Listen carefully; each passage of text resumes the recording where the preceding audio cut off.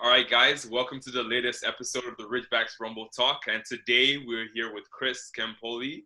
And he plays, if you don't know, he plays for the Ontario Tech men's soccer team, the number 10 star-studded MVP. First year, going into another fantastic year in second year. He studies finance, plays as a midfielder, had an equally perfectly balanced 6 goals and 6 assists. Man, how did you do that? I don't know. I try to contribute, on the goal scoring end too, and also I try to get my teammates involved as well. So I guess it just worked out that way. Nice, nice. So it wasn't an unconscious thing. You doing No, your thing. yeah, It just just went doing my thing, and it just happened to happen like that. perfect. All right, we'll talk some more about that later on. And I also noticed that you're from Woodbridge as well. What do you have to say about Woodbridge? What's it like over there? My whole family's Italian, so and the majority of Woodbridge is Italian, as a lot of people may know. So it's a really tight knitted community. It's a small community, and everybody mostly knows each other. So yeah, it's a good. I like it. So I There's don't no know what place else like to say home. much about it. That's cool. I would actually like to learn more about that, like how that has shaped you, your upbringing, probably in soccer to what you love more about family. We'll get to talk some more about that too. But when I, of course, was doing some research about you, because if we're going to speak with you, we have to know about you, Chris. Yeah. Definitely. Very popular person. You've done so much. And I saw so many different things. First of all, it's your first year. You were the MVP. You were an OUA first team All Star. Apparently, you played for Canada's under 15 as well. But Mm. how was that like, actually? My experience with Canadian U15.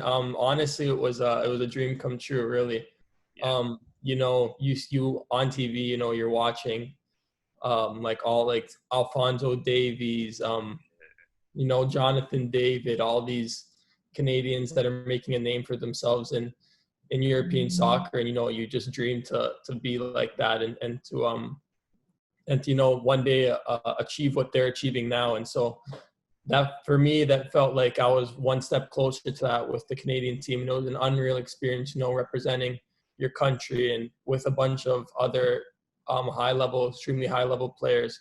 So Yeah.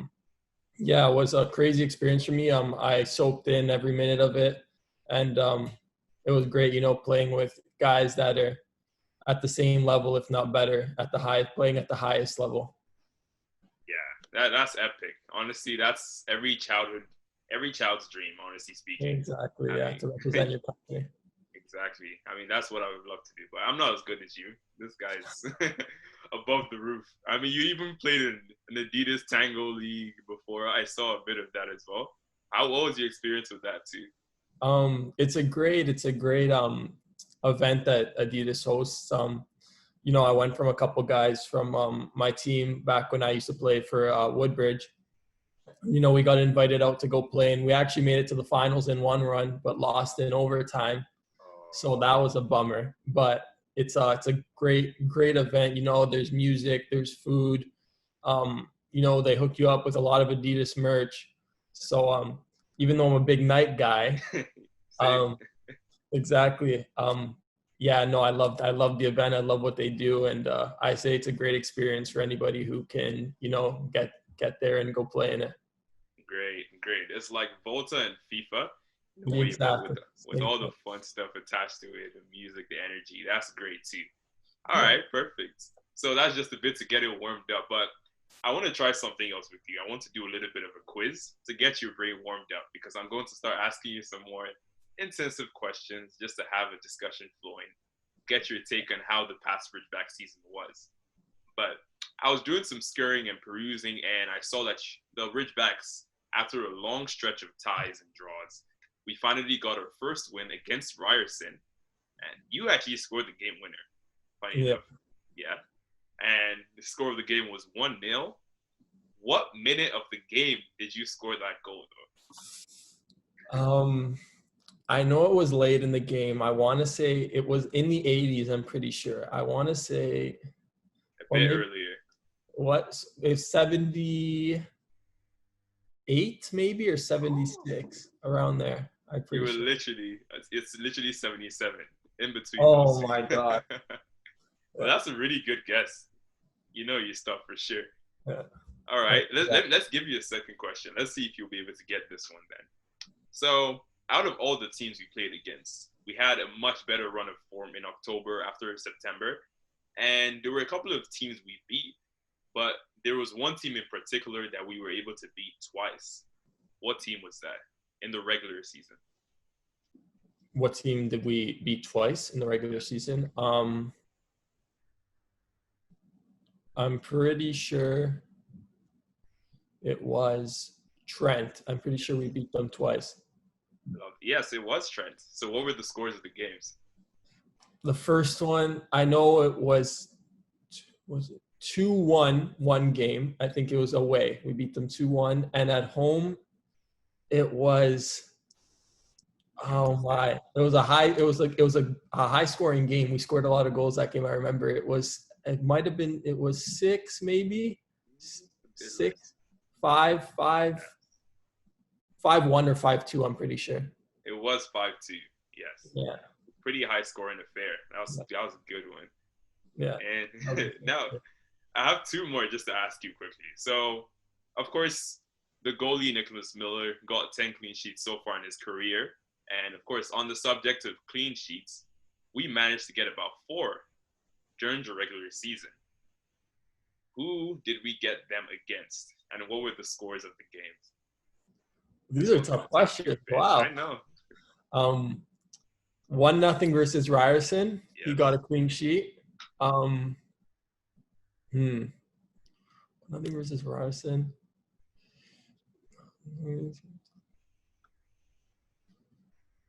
I'm pretty sure there's one against Queens. Yes. I don't remember the score of that game. There's another one against I think Nipissing.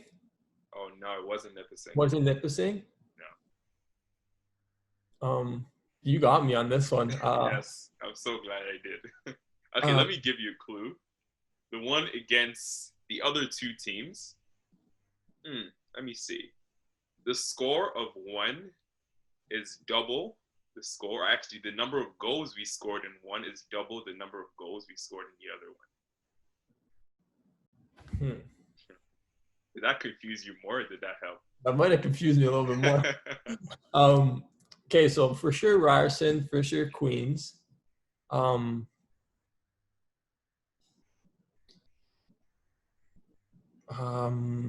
There's another one wasn't against Trent. I know that for sure. Wasn't against Trent. It was against oh my God, why can't I was it Nipissing? Will I put you out of your misery? Yeah, can you please? I don't know why I can't figure this one out. No, that's okay. So the teams were RMC and Laurentian. RMC, that's what it was. Yeah. I knew you were so close. And Laurentian, we beat them 6-0, and RMC was 3-0. So that's kind of what I meant by the clue. I felt like it confused you. I can't believe I didn't get that one. Wow. It's okay. My bad. So the last one, this is more about your teammates. So on the official roster, there are 2 of your teammates who are listed as being from Oshawa, which is the hometown of Ontario Tech. Who are those 2 teammates? Those 2 teammates are Nicholas Romanek. This is Nicholas, but not Romanek. Oh, Miller. Miller's from Oshawa. Miller's from Oshawa, and the man who scores the goals. Fadi Salvac. No, it's not Fadi. Another one. Bowmanville. I know Fadi's from Bowmanville. Who's another goal scorer? JP? Yes, it's JP. JP. Yeah, JP's from Oshawa as well. You're right. Nice. All right, that's a good warm-up. How did you feel about that? Yeah, these are tough questions. Wow. This is really getting me thinking. Nice. So let's use that thinking power then and reflect back on your past Ridgeback season. So you scored your first OUA goal against Ryerson. I mean, It seems like you love scoring against Ryerson. I don't know. Yeah. Stuff like that. And it was a nice game. We did come back, even though we tied that game 3-3. How was your experience in that? How did you feel? And just in general. Let me not ask too many questions. If I think it was around the fourth game of the season. So I remember the first couple 3 games I wasn't playing with a lot of confidence. I was still coming in. It was a little tough for me, and I was starting to doubt myself a little bit. But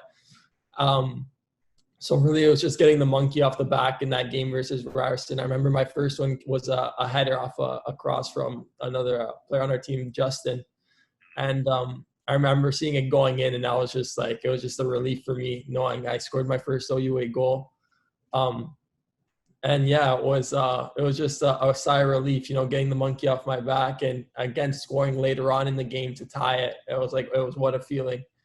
We were down 3-1, and we brought it back to 3-3, and scoring that goal in the last minute was a great feeling, especially knowing I scored my first 2 OUA goals against Ryerson. Just a sweeter feeling. Yeah, I can imagine. And it's everyone aims for that. That if you're the one who scores, that one that's able to save a game for your team, I can imagine how great that must feel. What was your celebration like when you scored that goal? Ran straight to the fans and there's a couple guys from our team on the bleachers, so I ran straight to them, and I just remember everybody jumping on top of me and going crazy. And yeah, it was a great moment. Probably one of my favorite moments of the season for sure. Oh, nice. We're gonna keep that down note.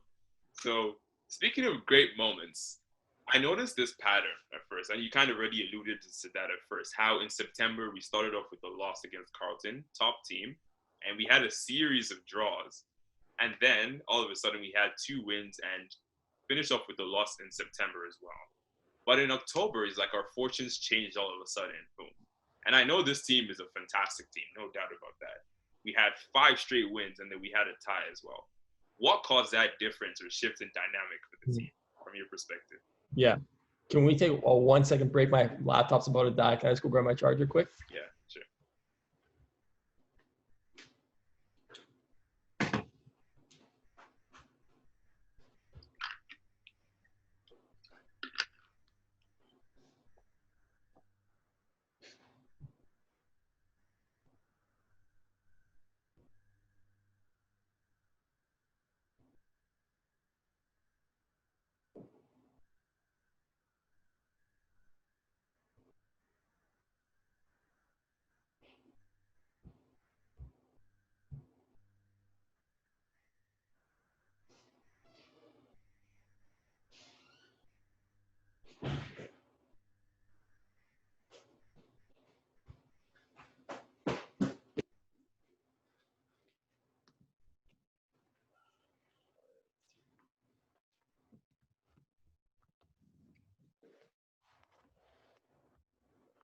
Got it?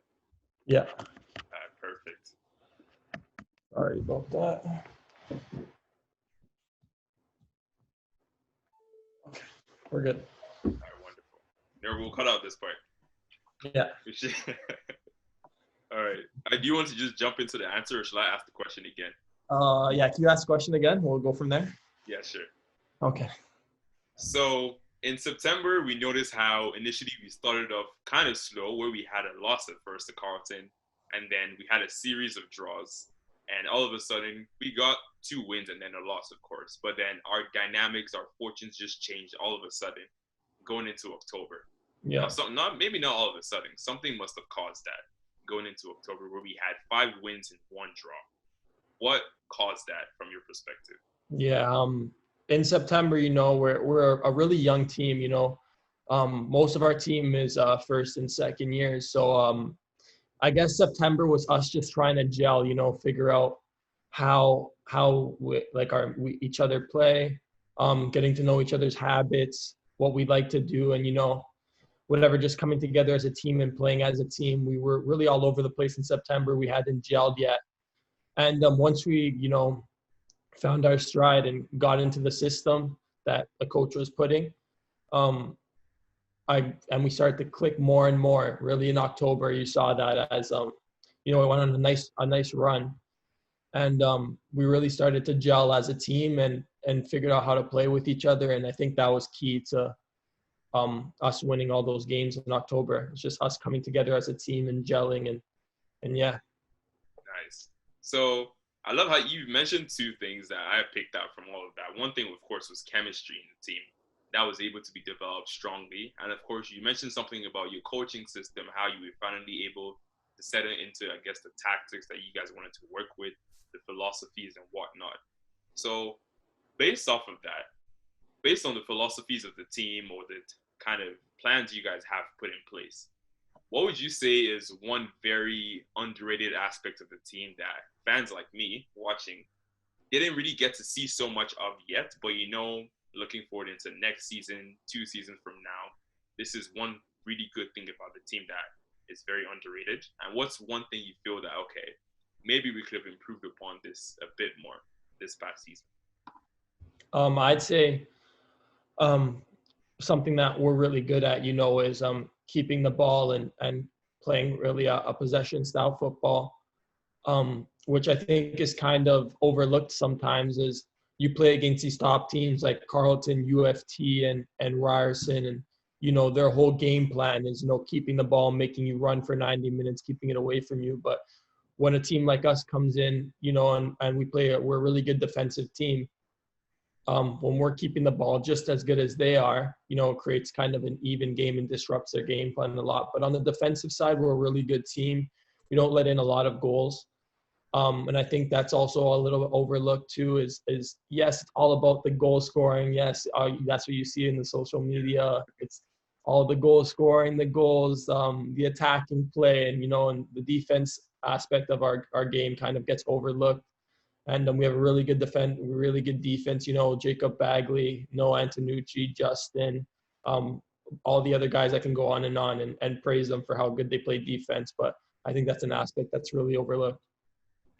Nice. That's really key. So would you say your team is almost looking like a Barcelona kind of team? Yeah. Heavy possession based. Yeah. That's really cool to see then. That's definitely an attractive feature of the team that one can look forward to. So that's great. And what would you say is one unique thing about your head coach in terms of maybe his philosophy or something pretty unique about him? We play a 3-4-3 formation, which isn't that common. You don't see it a lot, and especially in our league. And it's funny because to counteract us, a lot of teams started also playing our formation.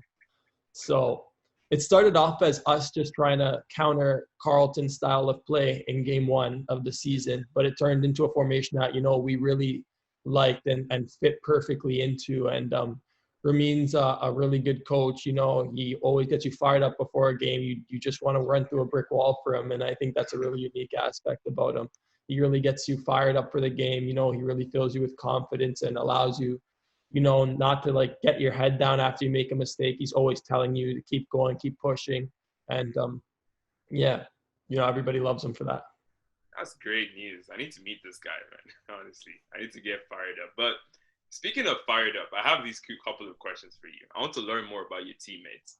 So who would you say on your team is most likely to remain calm during a fire, since we're on the topic of being fired up?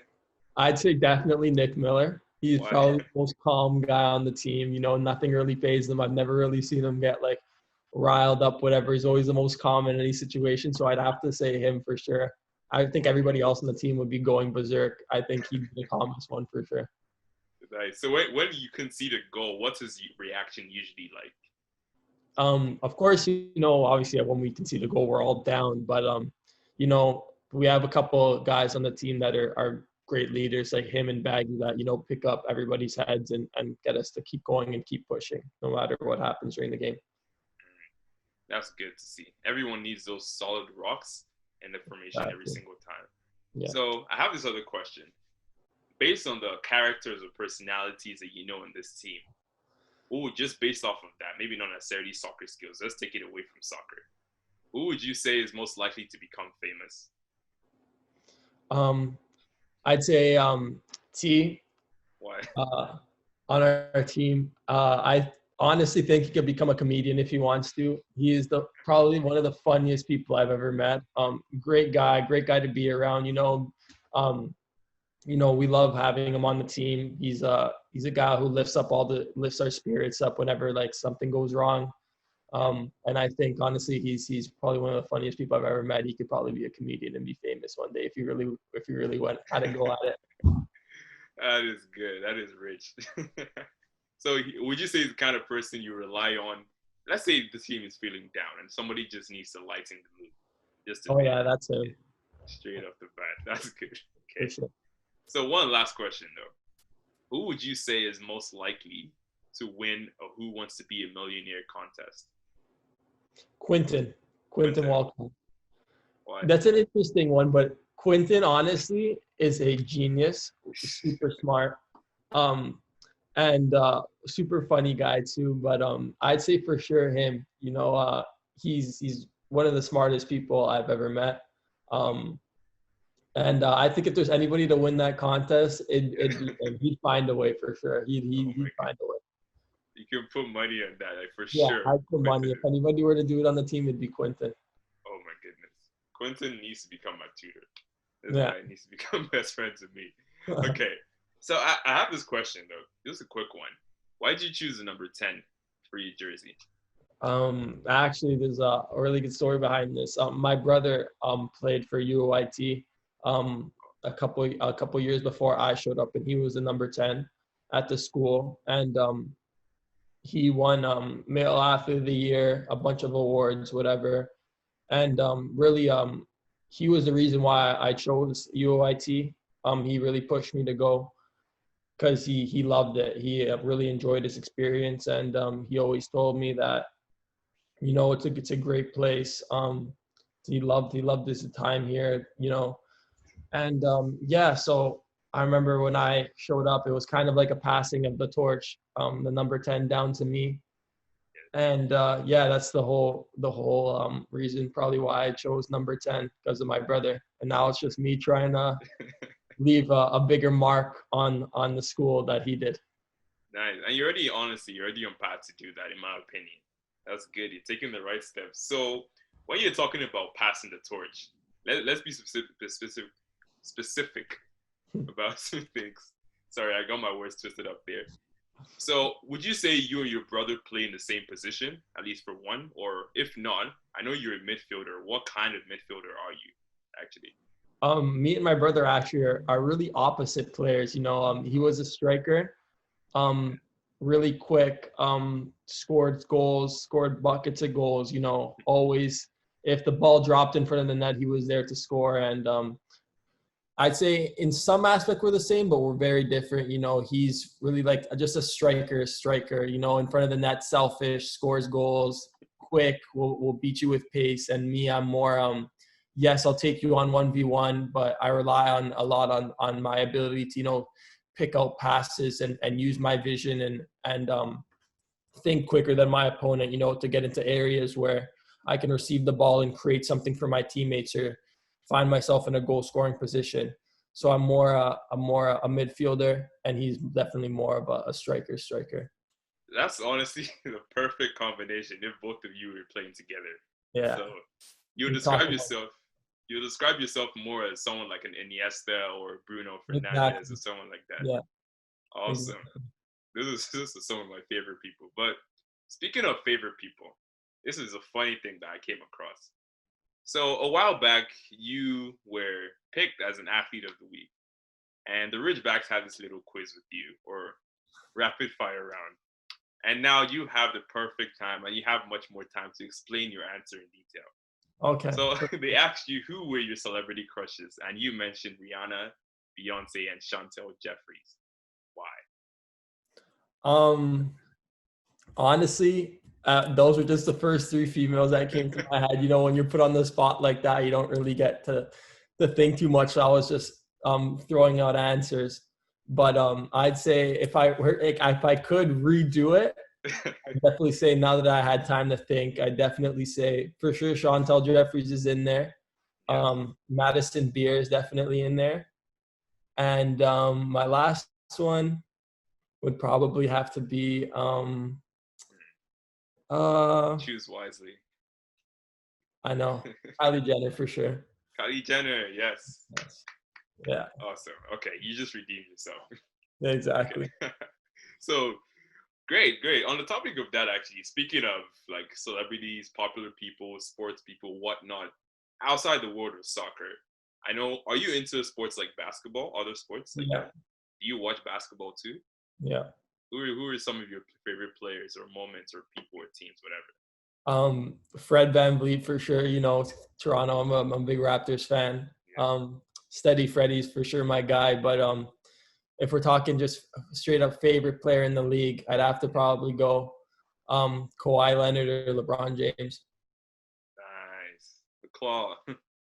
Yeah, a lot of people Yeah. mix feelings about him, with him leaving, but it's all praise from me with him. You got to thank the guy for what he did for the city, and yeah, it's always love. It's always love for him. Exactly. Just honesty, true respect for him. That's all I have in that regard.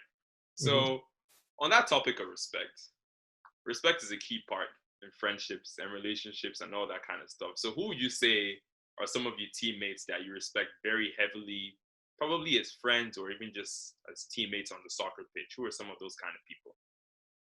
Yeah, obviously we all respect each other. We're a really tight knitted group. Everybody shows respect for each other. Everybody, we get along great. We're a really tight knitted group, and that's really what I love about our team. But if there's just a couple guys I'd have to pick out that I really respect, it'd have to be our two captains for sure. Obviously, Bagley and Miller, and me and I have a lot of respect for JP, who won't be back next year, but I had a really close relationship with him, and he really mentored me a lot and gave me some good advice. Nice. What about people like Justin and Eli and those kind of guys? Those are my guys, man. Those are my guys. Those are probably some of the guys I'm closest with on the team. Yeah. I see them every day when we were at school. I was with Justin every day, Eli every day. So those are really some of my closest friends on the team. Yeah, I don't really got to say much. They know what it is. They already know. No long talk. We'll just leave it at that. So this is, I want to take it to a quiz now. These are some fun questions I like to ask anyone, just randomly. If I'm sitting watching a game, maybe it's halftime, and I just come up with various scenarios. I'm like just thinking, what would you do if you were faced with this? So first things first, let's imagine this. You were playing in the playoffs finals, and somehow it's golden goal. The golden goal rules apply. Whoever scores wins the game. And the end of the result is that your team eventually loses either way, whichever option you choose. But it's how you lose that you have to decide. Would you rather miss a wide open net and the other team gets the ball in the counter attack, scores and wins? Or would you rather score an own goal and lose the game? Wow. Those are two brutal scenarios. We hate losing, so I'd rather, if I could, pick none of them. But if I had to pick one, I'd for sure probably say the own goal. Why? Just because, it could be accidental, sometimes you can't really get blamed for an own goal. Yes, obviously, you're always, at the end of the day, you're still going to get blamed for the own goal. But, if it's an accidental thing, you can kind of get your way, brush it off, but missing an open net and then coming down the counter and getting scored on, that's just something you can't escape. Like, that's just something you're going to remember lying in bed that night, really yeah. I know. I can imagine that. Yeah. It's happened for some people, honestly, but yeah, I can't let that happen to me. So let's look at scenario number 2. This one you don't lose, but either way you have to tie the game. This is a regular season game. You have to tie the game. And all you need to qualify for the playoffs is to at least tie this game or win the game. But in either case, you tie. Would you rather make a goal line save and tie the game 0-0, like a last-minute goal line save, and tie the game 0-0, or score a last-minute goal and tie the game 1-1? I'm going to be biased for sure because, I'm attacking midfielder, and I'd definitely say score a last-minute tying goal. Of course, with Ryerson, I've had that experience scoring a last-minute goal to draw a game. So I can honestly say it's such a refreshing feeling, scoring a last-minute goal to tie a game.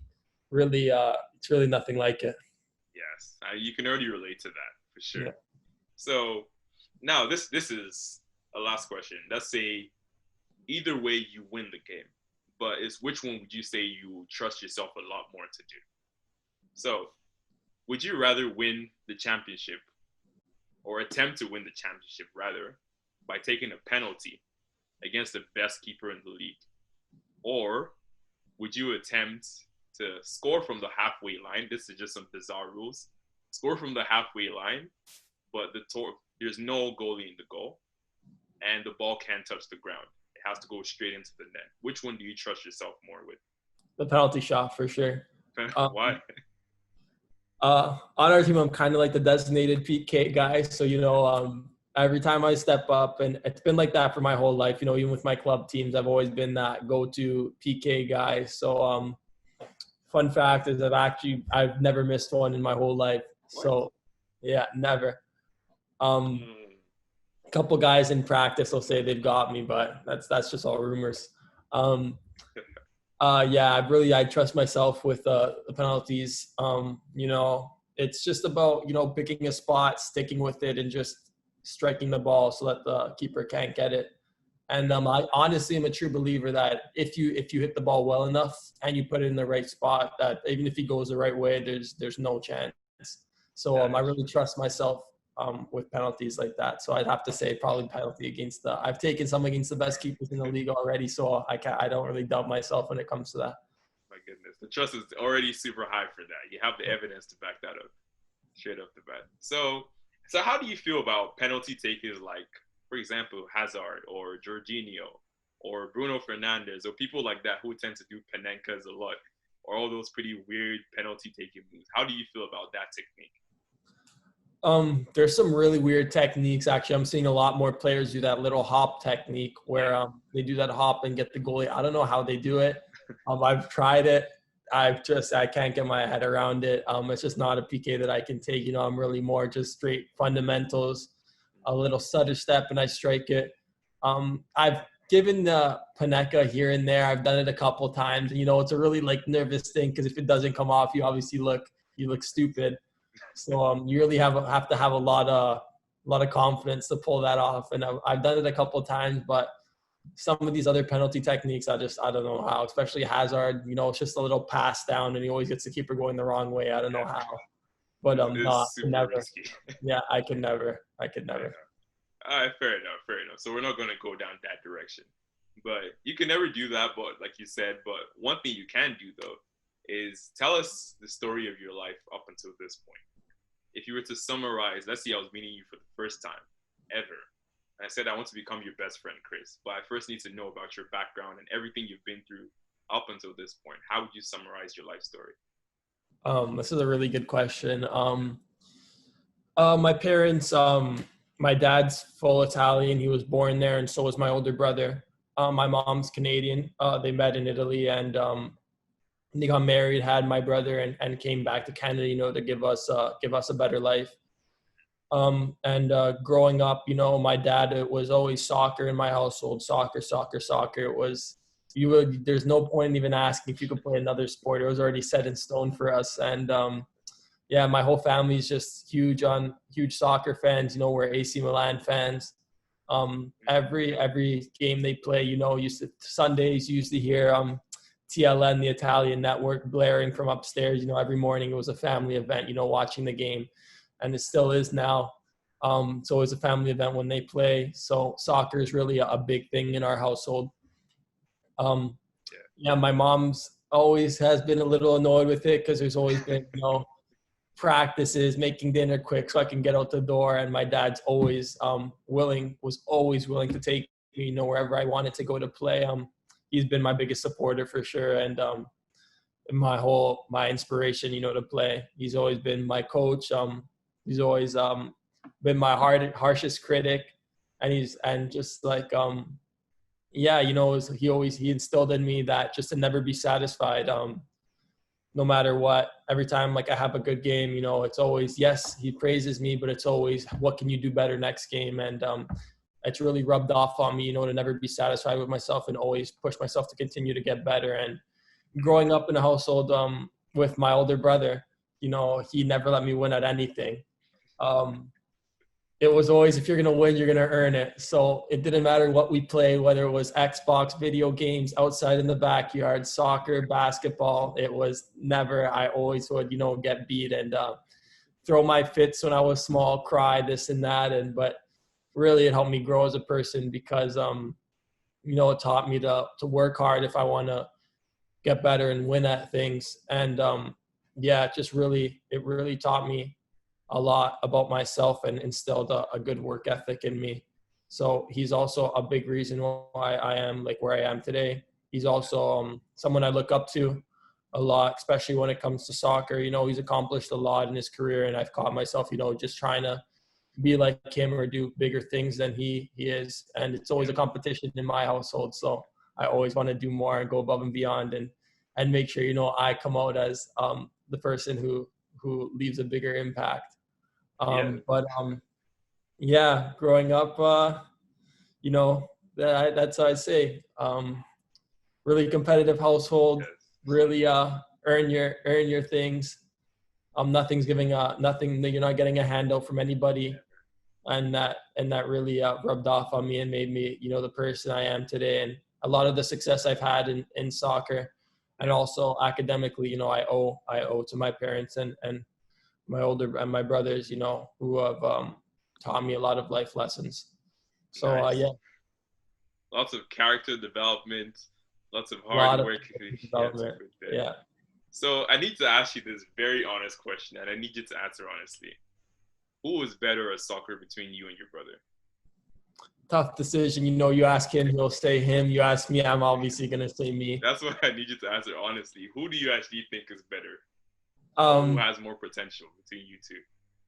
We're really, really different style of players. So I'd say he's faster than me, you know, and he could finish better than me, but I'm more technical than him and have better passing than him, more vision. So we're really the complete opposite players, but we've both done a lot, you know, soccer wise throughout our careers. And of course, you know, he's hasn't played anymore, but when he was playing, you know, he was great, fantastic player. He played in Italy for a little bit with a couple pro teams. So, you know, and I've played here I had some experience with Toronto FC for a little bit. Nice. So yeah, honestly, it's just a question that no matter what, it's for me, it's me, for him, it's him. And we'll never live that, and we'll never live that down. All right, perfect. So we can leave it at that. No need to push out into that. I mean, you've already acknowledged, you've seen where your strengths and differences lie in that. And that's really good. So acknowledge that. So to wrap up everything all together, there's just one last thing I want to ask now. What would you say is one unique thing about you that maybe not a lot of people know, but you would like a lot more people to know about you? Maybe it's a secret talent you have or something unique about your personality, anything.